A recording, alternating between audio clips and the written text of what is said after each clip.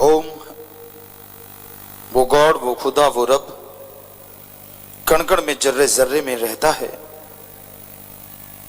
यह कोई नहीं जानता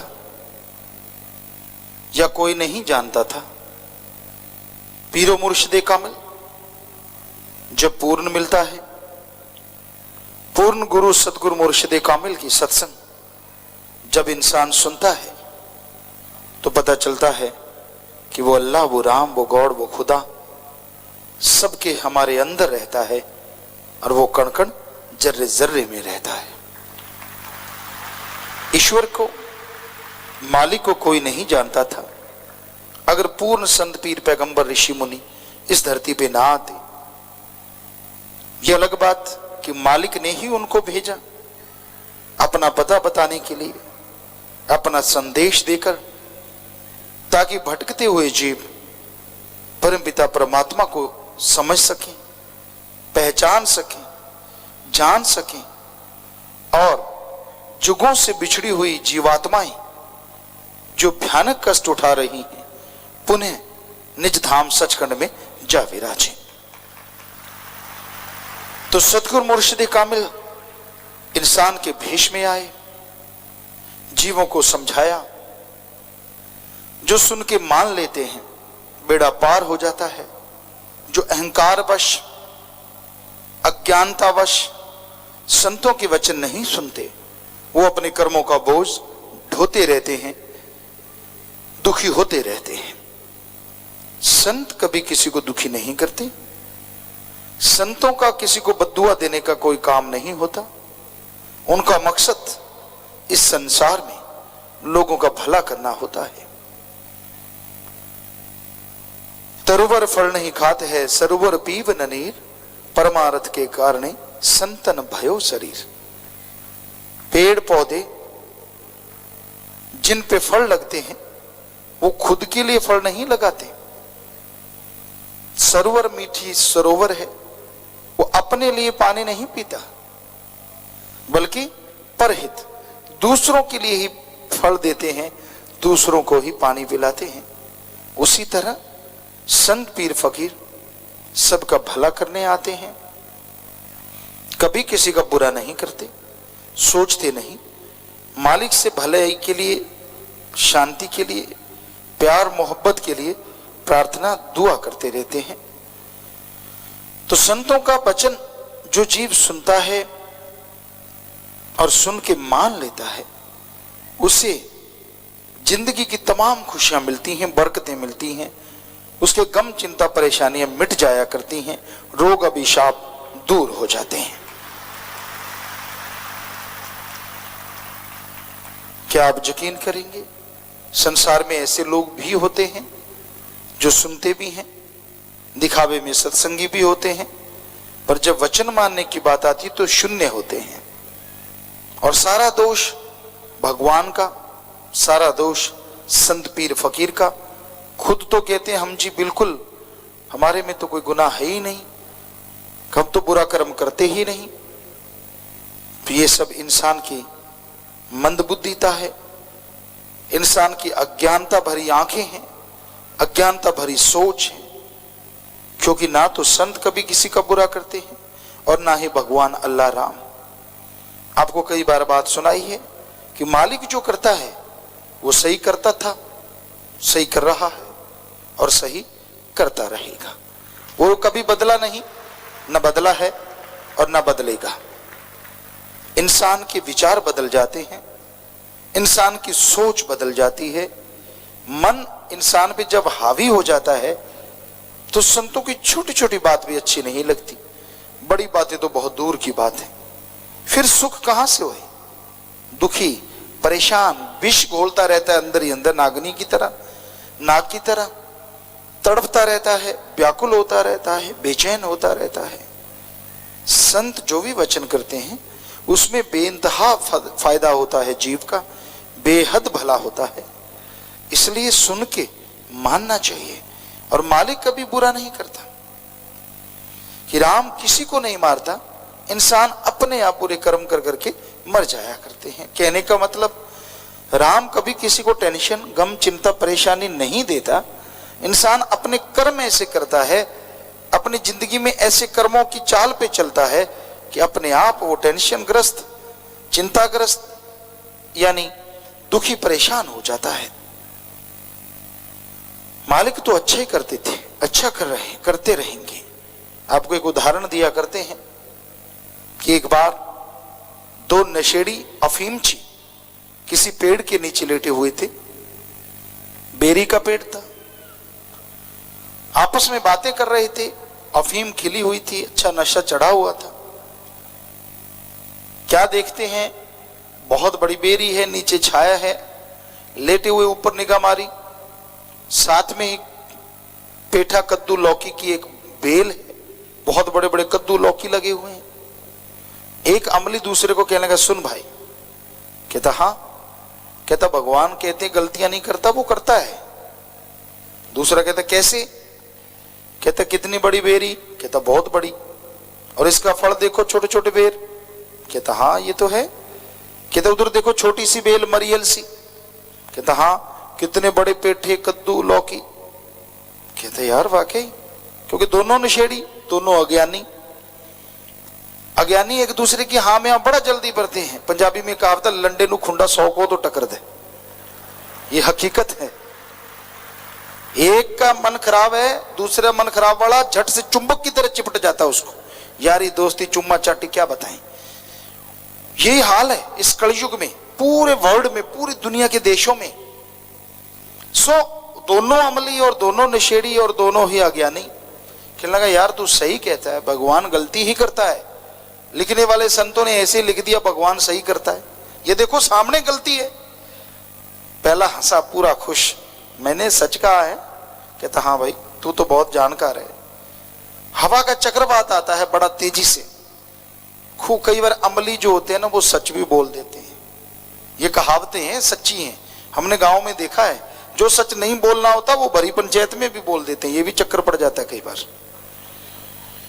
तो अब चक्रवात आया, हवा तेज आई और अमली चिल्ला उठा। कहता यार मैंने गलत कहा था। दूसरा कहता क्या गलत कहा था?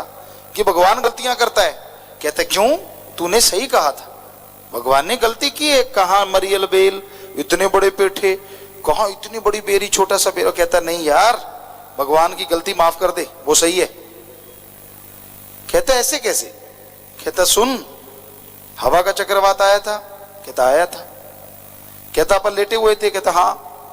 कहता एक बेर आया ऊपर से और तड़ाक नाक पे लगा। अभी तक नाक में बेहद दर्द है। जरा सोच, ऊपर से अगर पेठा आया होता तो इधर 2 छेद रह जाते, सारा साफ हो जाता।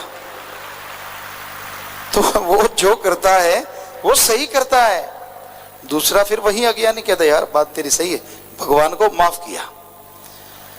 तो ऐसे लोग भगवान को माफ करते रहते हैं, ऐसे ही उसको गुनाहगार बनाते रहते हैं। अपने गुनाह तो विचारों को नजर ही नहीं आते। कहता है मैं तो पाक साफ हूं जी, मेरे जैसा कोई नहीं। और ऐसे बेवकूफ उनके परिवारजन होते हैं जो पीछे लग जाते। कोई बच्चे ने कह दिया भी मैं तो जी बिल्कुल बिल्कुल दूध का धुला। हाँ जी, अच्छा, वही लंडे वाली बात, क्या बताएं आपको। तो ये कलयुग है, घोर कलयुग प्यारी साध संगतियों। यहां जरूरी है दृढ़ यकीन का होना, जरूरी है दृढ़ विश्वास का होना, जरूरी है सुमरन का पक्का और सेवा करने वाला होना।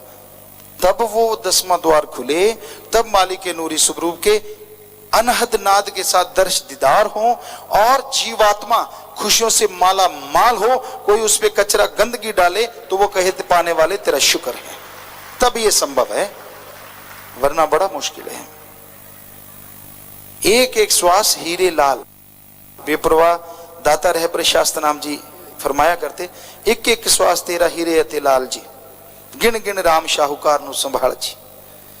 चुगली में, निंदा में, टांग खिंचाई में, तू तू मैं रही सही कसर संतों के सत्संग में। आज व्याख्या किस पे हुई? चर्चा चलती है, फिर चेक किया जाता है यार कौन गर्दन हिला रहा था, अच्छा उसने ना कहा हो। आप बताइए, संतों को भी बोलने के लिए परमिशन लेनी होगी क्या कि मैं व्याख्या करूं कि ना करूं? भाई नहीं, संत कभी परमिशन नहीं लेते। और वो जो व्याख्या करते हैं कभी किसी का दिल दुखाने के लिए नहीं, बल्कि उसकी जिंदगी बचाने के लिए और उसकी जिंदगी में बहारें लाने के लिए करते हैं, किसी का बुरा करने के लिए कभी कोई व्याख्या का एक शब्द नहीं बोलते। ये जीव की मत है, वो मनमता है या गुरुमता। गुरुमता जो होते हैं वो संतों के वचन चाहे कैसे भी क्यों ना हो झट से सुनते हैं और अमल कर लेते हैं, और मनमते जो होते हैं उनको फिर संतों की बात अच्छी नहीं लगती। तो भाई ये कभी ना डिस्कशन किया करो। डिस्कशन करना है तो ये करो कि यार अपने में भी कमियां हैं, अपने में भी जो व्याख्या होती है वो कमियां हैं, ना कि ये को आज फलाने पे हुई, धिंकड़ पे हुई, फलां पे हुई। क्या आप दूध के दूल्हे हो जो दूसरों की तरफ उंगली करता है? हमें कोई सज्जन खड़ा होकर बता दे कि वो 100% मालिक के वचनों पे चलता है ताकि वो दूसरों पे उंगली इसलिए करता है। सवाल ही पैदा नहीं होता। हर इंसान में कमियां हैं, किसी में ज्यादा किसी में कम। हर इंसान में गुण और अवगुण है, किसी में कुछ गुण ज्यादा है किसी में अवगुण ज्यादा है। परफेक्ट तो अल्लाह वाहिगुरु राम है, सतगुरु मौला है, उसमें कोई अवगुण नहीं होता। वो तो दया का सागर है, रहमत का दाता है। तो ऐसा मुर्शिद शाह सतनाम शाह मस्तान दाता रहबर का शुक्राना किया करो। सिर्फ शुक्राना करके नहीं छोड़ना, फोटो लगा ली, माथा टेक दिया और काम बुरे नहीं, ये सही नहीं है। सही ये है फोटो लगी हो ना लगी हो पर गुरु को मानो और गुरु वचन को मानो, फिर देखो कैसे नजारे मिलते हैं।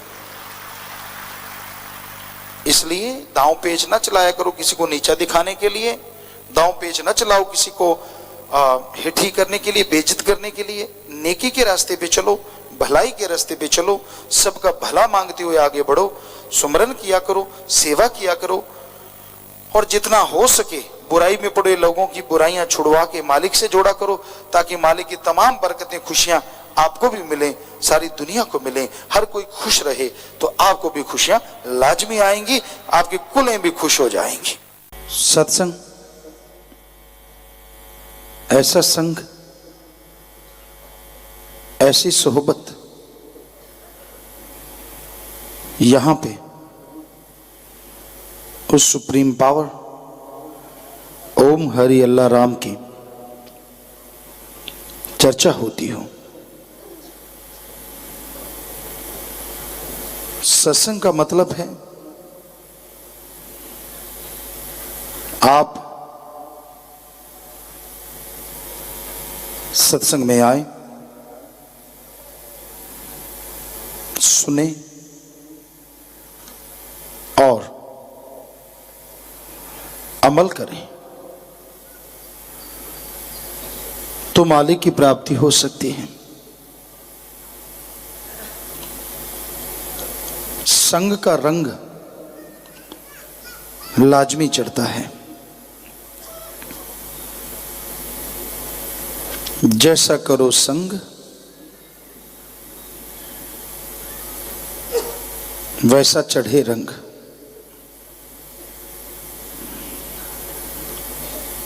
अगर आप बुराई का संग करते हैं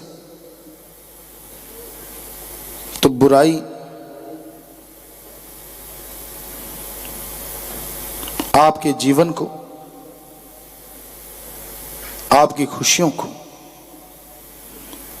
डिस्टर्ब कर देगी, परेशान कर देगी। आप गमगीन हो जाएंगे, चिंताग्रस्त हो जाएंगे। इसलिए कभी बुराई या बुरे लोगों की सोहबत, संग ना करो। जैसे काग को सफेद रंग से पोत दिया जाए, वो हंस नहीं बनेगा, बल्कि कूड़े करकट के ढेर में चोंच मारता रहेगा।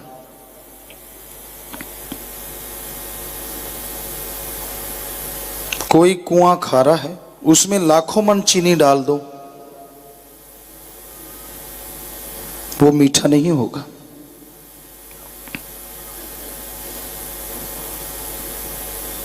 अगर कोई कोयले की खान में जाता है कालिक से नहीं बच सकता। और अच्छाई का संग हमेशा अच्छा होता है। पार्स के साथ चाहे मंदिर की घंटी लग जाए, चाहे कसाई के घर का छुरा, पार्स ने उसे सोना बना देना है, गोल्ड बना देना है।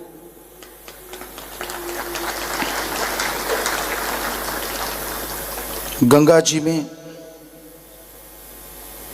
कितने ही गंदे नाले गिरते हैं,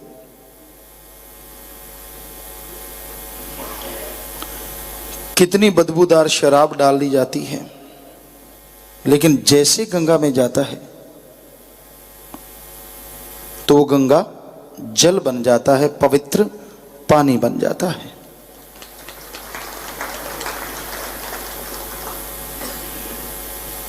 तो इसलिए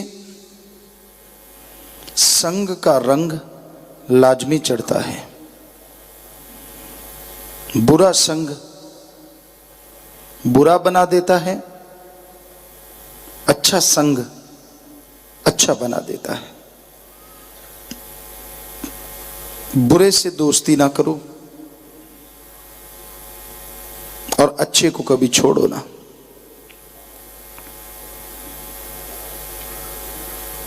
जिस तरह कमल कीचड़ में रह के खिल जाता है, उसी तरह आदमी सत्संग में आके कितना भी कीचड़ भरा हो, वो कमल की तरह खिल जाता है।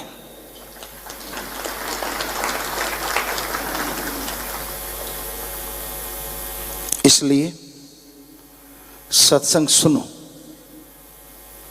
और अमल करो।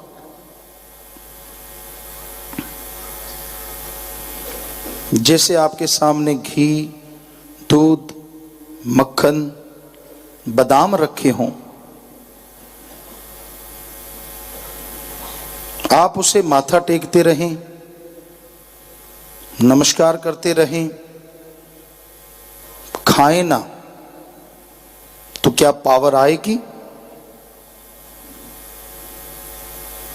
कभी नहीं। उसी तरह सत्संग में आ गए, गुरुमंत्र ले लिया, अगर उसका जाप नहीं किया तो कोई फायदा नहीं होगा। जो समय सत्संग में बैठे उसका फल मिलेगा, लेकिन पूर्णतः फल अगर चाहते हो, गम दुख दर्द चिंताओं से मुक्त होना चाहते हो, तो सत्संग सुन के अमल करो। जो कहा जाए उसके अनुसार चलो।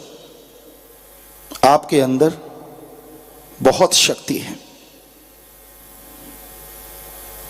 आपके अंदर हरि रस अमृत आबो हयात है, जो आपको बेहद खुशियां देगा, असीम शांति देगा। और उसे हासिल करने के लिए सत्संग से मिलने वाला नाम, गुरुमंत्र, मेथड ऑफ मेडिटेशन, जब आप जाप करेंगे, लगातार करेंगे, तो उस हरि रस की प्राप्ति होगी। उसको पीने से इस जन्म की तो क्या, पिछले जन्म के पाप कर्मों की मैल भी पल में उतर जाएगी।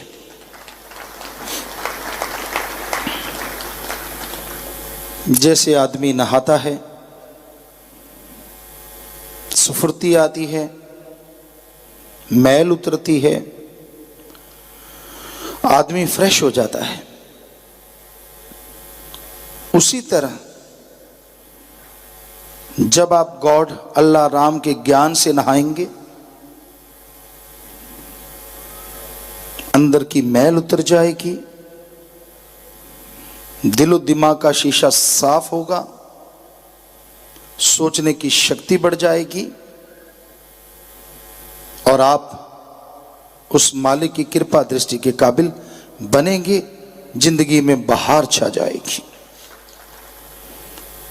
चिंता नहीं करनी चाहिए। चिंता जीते जी इंसान को जलाने वाली चिता होती है। जैसे मरने के बाद मुर्दे को जलाते हैं, चिंता में, टेंशन में लोग पता नहीं जीवन में कितनी बार मरते हैं और जैसे वो टेंशन खत्म होती है फिर से जिंदा होते हैं। कितना अच्छा हो अगर ये चिंता हो ही ना। क्या ऐसा संभव है? क्या ये संभव है कि आने वाली पहाड़ जैसी बीमारियां आने से पहले कंकर में कट जाएं, पहाड़ से राई बन जाए? क्या ये संभव है? जरा सोचिए, अगर ये संभव हो कि बड़ी बीमारी, पहाड़ जैसी बीमारी आने से पहले कट जाए, तो लाखों रुपए बच जाएंगे जो इलाज पे लगने हैं। शरीर अगर एक बार बेड पे जाता है, यानी बीमारी की वजह से, तो दोबारा सही सलामत होने में बहुत समय लगता है। तो अगर ये बीमारी आने से पहले कट जाए तो पैसे भी बचेंगे, शरीर भी सही रहेगा। पर क्या ऐसा संभव है? जी हां, ऐसा संभव है। आप कम से कम आधा घंटा सुबह, आधा घंटा शाम गुरु मंत्र, नाम, मैथ्रो मेडिटेशन का जाप करो लगातार, मेहनत करते रहो। हम आपको गारंटी दिलाते हैं, आने वाले पहाड़ जैसे भयानक रोग, टेंशनें आने से पहले ही कट जाएंगी।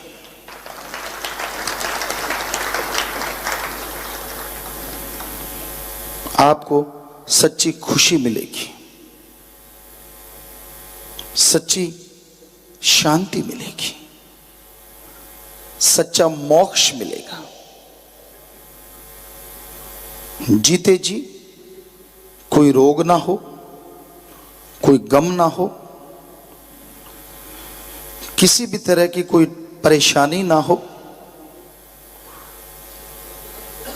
जिसको ये कुछ भी ना हो, वो दुनिया का सबसे सुखी इंसान होता है। तो ये कितना आसान है। ना पैसा देना है, ना घर परिवार छोड़ना है, ना धर्म, जात, मजहब, कपड़ा बदलना है। जिभा से, ख्यालों से आप मालिक के नाम का जाप करें। ज्यों-ज्यों जाप करते जाएंगे, त्यों-त्यों आपके गम, दुख, दर्द, चिंताएं खत्म होती जाएंगी और आपको स्फूर्ति, ताजगी, शांति और जीवन जीने में आनंद आने लगेगा।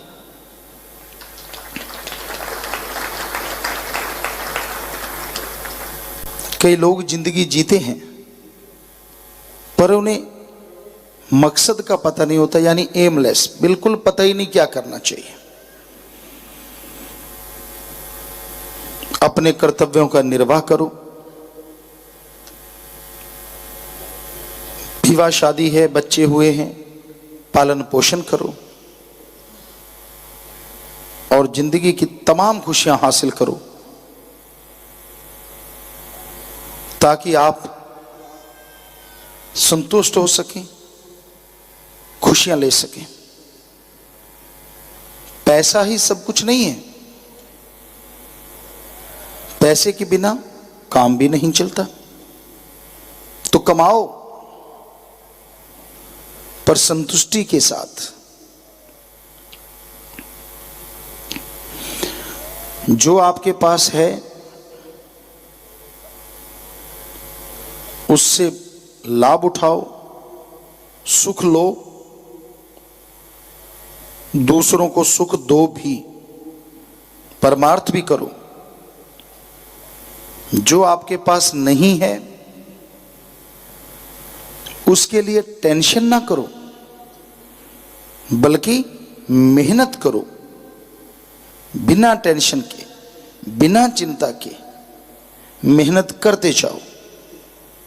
तो हिम्मत करे अगर इंसान तो सहायता करे भगवान। हिम्मते मर्दा मद दे खुदा। मालिक साथ देंगे और अंदर बाहर खुशियों से माला माल कर देंगे। आप चिंता मुक्त हो जाएंगे। कोई टेंशन, कोई चिंता आपको नहीं सताएगी। अंदर बाहर खुशियां होंगी, अंदर सुरूर एक नशा होगा, चेहरे पे नूर होगा और गम दुख दर्द चिंता सब कुछ दूर होगा। आप नजारे ही नजारे लुटेंगे, परमानंद से माला माल रहेंगे। मालिक का प्रेम अनमोल है। भाग्यशाली जी, अच्छे संस्कारों वाले, खुद मुख्तियारी का फायदा उठाने वाले उस परम पिता परमात्मा के प्यार को हासिल कर पाते हैं। इस घोर कलयुग में किसको फुर्सत है कि वो मालिक के नाम के लिए या अल्लाह वाहिगुरु के लिए तड़पे। दिन रात मारो मार, भौतिकतावाद, दुनियावी साजो सामान में लोग पगला गए हैं। और कोई कसर बाकी थी तो काम वासना, क्रोध, मोह, अहंकार, मन माया, लोभ लालच तो है ही। इन सातों ने बुरी तरह से इंसान को गुमराह कर रखा है। एक बात से ध्यान हटता है तो दूसरे में खो जाता है, उससे हटता है तो दूसरे में खो जाता है। अपने राम, अपने अल्लाह, अपने वाहिगुरु की याद तब आती है जब इंसान किसी परेशानी में फंस जाता है, कोई मुश्किल आ जाती है, कोई ऐसा कर्म जो उठाने में असमर्थ अपने आप को आदमी महसूस करता है, तो बरबस अपने आप अचानक मुंह पे मालिक का नाम आ जाता है। वरना मालिक को याद इंसान सच्चे दिल से सिर्फ उसको पाने के लिए अगर करे तो ये हो नहीं सकता कि वो आपकी तरफ ना बढ़े। बस आप एक कदम बढ़ाइए, वो तो हजारों कदम आपकी तरफ आने को तैयार बैठा है। माँ क्या कभी कहती है कि मैं दूध नहीं दूंगी? बच्चा रोए सही, थोड़ा व्याकुल होए सही, माँ दौड़ी चली आती है। हम सब ने ये महसूस किया है, माँ की गर्भ से हम सब लोग पैदा हुए और ये महसूस किया है कैसे माँ तड़प जाती है, कैसे माँ व्याकुल हो जाती है कि मेरे लाल को भूख ना लगी हो, ये ना हो, वो ना हो, सौ कुछ सोच जाती है, दौड़ के चली आती है। जरा सोचिए, अगर माँ के प्रति बच्चा व्याकुल होता है, रोता है, माँ दौड़ के चली आती है, तो अगर उस मालिक के लिए इंसान व्याकुल हो, तड़फे, वो मालिक जिसने माँ को बनाया है उस मालिक के लिए कोई तड़फे, तो क्या मालिक नहीं दौड़ा चला आएगा? वो भी दौड़ा चला आएगा। बस उसके लिए कोई व्याकुल हो जाए, उसके लिए कोई तड़फ जाए। अरे बेपरवाह जी ने भजनों में फरमाया कि अरे इंसान बहुत तड़फा है काम वासना के लिए, क्रोध लोभ मोह अहंकार मन माया के लिए, कि अब तू तेरी याद में जल के देखेंगे। दुनिया में तो बहुत जल के देख लिया, बहुत कुछ कर लिया, आपने बहुत सारे प्रैक्टिकल किए होंगे, बहुत जीवन के रहस्य आपके साथ उजागर हुए होंगे, कई जगहों पे आपको मालूम पड़ा होगा कि भाई हाँ, जिंदगी के कोई ना कोई मरहला, कोई ना कोई मोड़ पे आपको अनुभव हुआ होगा कि मैंने ये किया, रिजल्ट क्या निकला। तो दुनिया में तड़प के देख लिया, तेरी याद में हे मेरे मौला, हे मेरे राम, हे मेरे अल्लाह, हे मेरे वाहिगुरु, हम तेरी याद में भी तड़प के देखेंगे। और यकीन मानिए वो कभी भी किसी को तड़पाता नहीं है, बल्कि जो तड़प जाता है उस कंकर पत्थर को भी वो कोहे नूर बना के अपने ताज में बसा लेता है, अपने दिल में बसा लेता है। सो आप ये मत सोचिए आप क्या कर्म करते हैं, बल्कि ये सोचिए कि आपका मौला, आपका अल्लाह दोनों जहां का मालिक है, वो राम, वो वाहिगुरु, वो ईश्वर। ये सोच के तौबा कीजिए गुनाहों से कि हे मेरे राम, हे मेरे वाहिगुरु, हे मेरे ईश्वर, हे मेरे अल्लाह, आइंदा मैं ये गलतियां नहीं करूंगा, तेरी याद में तड़फूंगा। यकीन मानिए हम आपको गारंटी देते हैं, सतगुरु ने ऐसी कृपा की, उसकी याद में तड़फने में जो मजा है, जो लज्जत है, जो नशा है, बस शब्द ही तड़प देना पड़ता है। जन्मों जन्मों की तड़पन खत्म कर देता है मालिक की याद में तड़पना। एक अंदर सरूर देता है, एक नशा आता है, एक खुशी आती है। लगता है दूसरों को कि ये तो यार रो रहा है, ये तो व्याकुल है, ये तो परेशान है। नहीं नहीं, जो मालिक की याद में तड़फा करते हैं उनके जन्मों जन्मों की तड़फ खत्म होती है और मालिक के दर्श दीदार के वो काबिल बन जाया करते हैं। ऐसे लोगों को ही परमा आनंद मिलता है।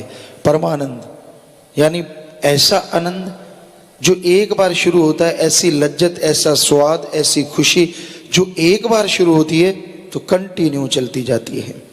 तो इसलिए भाई, दुनिया में तड़फ के देख लिया तो मालिक की याद में तड़फ के देखो। आप बराबरी कर लेना, तुलना कर लेना किस में मजा ज्यादा है।